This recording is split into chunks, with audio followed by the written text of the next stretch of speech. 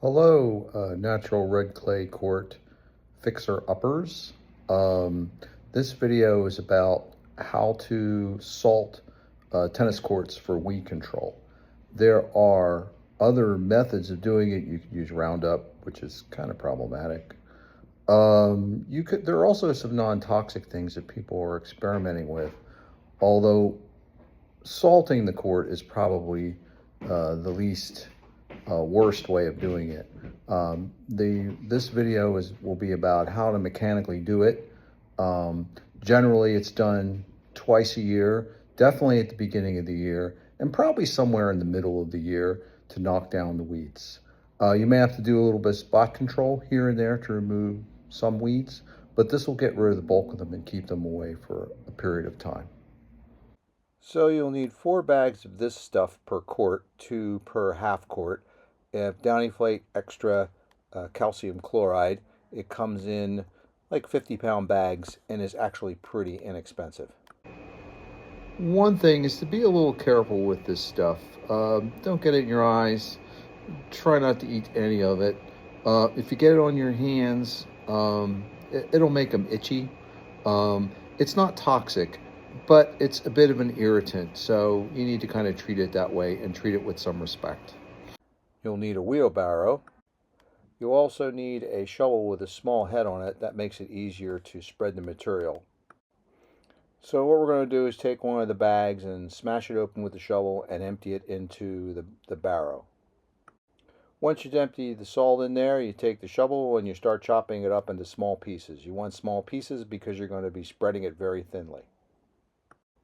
Next, we see John taking small shovelfuls and taking a wide arc with a low throw to try to get the stuff to be as thinly spread as possible. Remember, you want 2 bags to cover a half a quart. And you can see him here. You want a nice, relatively thin, but even coverage.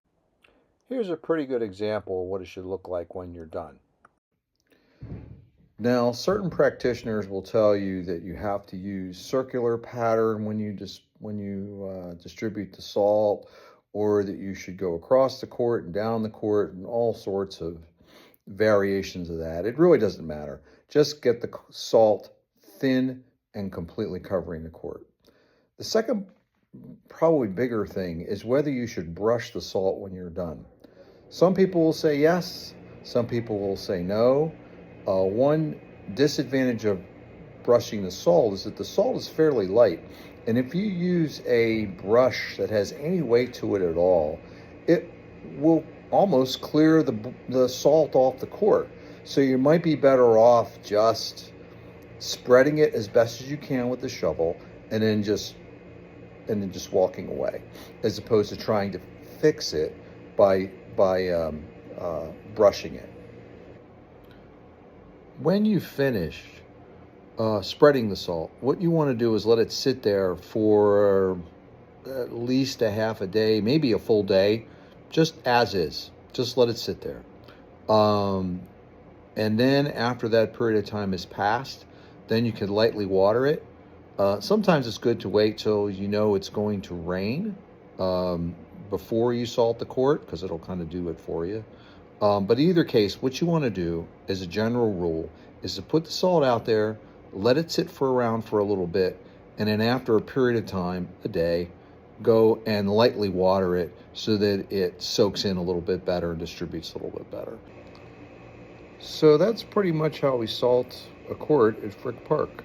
One thing that might be of note is if the court hasn't been salted for a long time, or it's been very wet winter, we might use 3 bags for a half quart for the first time around, especially if there's a problem patch or something like that.